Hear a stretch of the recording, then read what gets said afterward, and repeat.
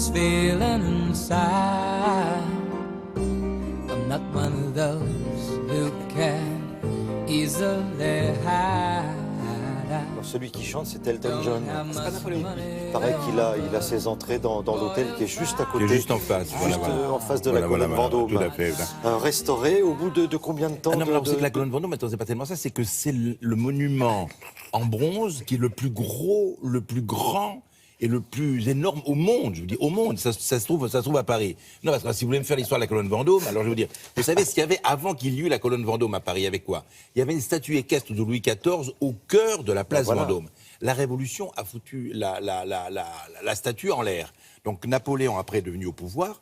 Comme c'était la mode, ce qui était un peu romain, donc on a fait une statue de Napoléon en empereur romain au sommet de cette colonne qui est faite avec les canons. Avec les canons qui ont été pris au tsar et qui ont été pris aux troupes autrichiennes, à Ulm notamment. Donc, on a fait cette fameuse colonne qui pèse 180 tonnes. Voilà, c'est en pierre. Et tout autour, il y a des espèces de facettes comme un diamant, voilà, comme celui que vous voulez acheter à Madame Beccaro, là. Il y a des espèces des sculptures là, en bronze qui gainent, si j'ose dire, cet escalier monumental en pierre. Et puis, il y a eu, quand Louis XVIII est venu au pouvoir, il a fichu à terre la statue de Napoléon en empereur romain. Il a mis un drapeau blanc. Il pensait mettre sa statue, mais il n'a pas eu le temps. Quand est venu Louis-Philippe, il a fait mettre une statue de Napoléon en redingote. On l'a cachée au fond de la Seine, et après, c'est celle qui est actuellement dans la cour d'honneur des Invalides.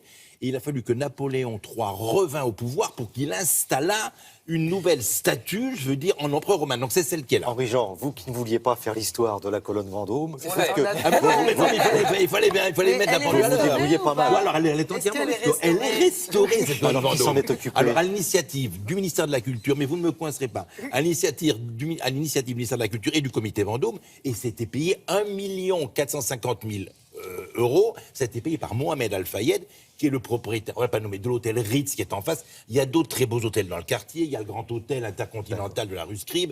Il y a le Meurice, il y a le Plaza Athénée, la Crillon. Il y a beaucoup de beaux hôtels. Alors on va y aller. On a rencontré l'architecte des monuments historiques qui a toiletté, parce que c'était plus lisible les inscriptions. Et vous allez voir, je me permets, la colonne Vendôme comme jamais vous ne l'avez vue. Vous allez monter, descendre, et vous allez voir la statue de Napoléon d'égal à égal au milieu de la place Vendôme. Madame Beccaro et son diamant. Suivez.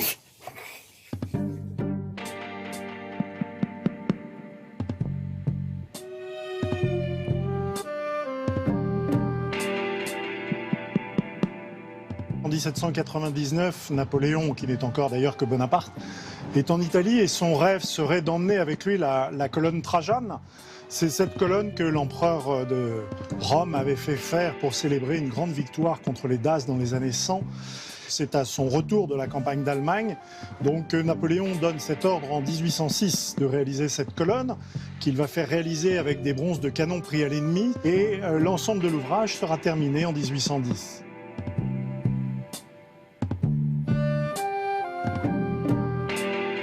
Le chantier que nous avons mené pour restaurer cette colonne a duré près de 2 ans.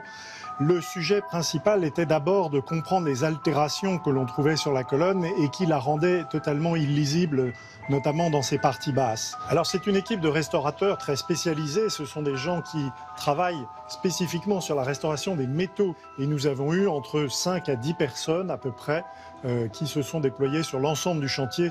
Nous avons utilisé des projections de microparticules pour faire vraiment cette sélection très fine, micron par micron, des éléments verts que l'on souhaitait garder ou que l'on souhaitait retirer. Et ensuite, nous sommes intervenus de façon très très ponctuelle pour traiter avec des nitrates de cuivre, pour réharmoniser ponctuellement les quelques éléments désaccordés.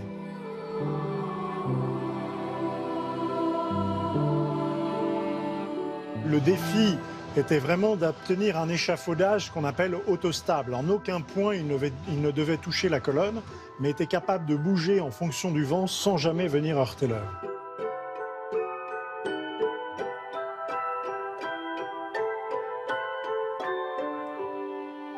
C'est vraiment un chantier qui m'a profondément marqué parce que, tout d'abord, il n'existe au monde quasiment aucun autre ouvrage en bronze de cette ampleur.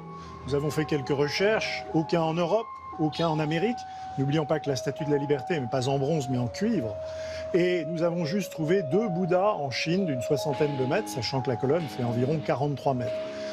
C'est un moment extrêmement émouvant parce qu'on touche l'histoire de France. C'est un chantier que l'on fait une fois dans sa vie, quand on a la chance de le faire. C'est un véritable défi car personne n'a l'expérience d'une telle ampleur.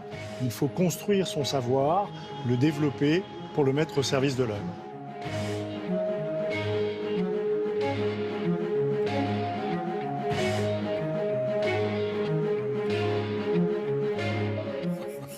Donc, alors, la colonne a été restaurée et illuminée. Elle est maintenant à l'unisson du Ritz, qui était restauré aussi, et que je vous emmènerai visiter Avec plaisir. Mohamed Al-Fayed, avec le président Al-Fayed. Allez, on s'absente quelques secondes et on revient pour la suite de ce bloc-notes de Télématin. À tout de suite.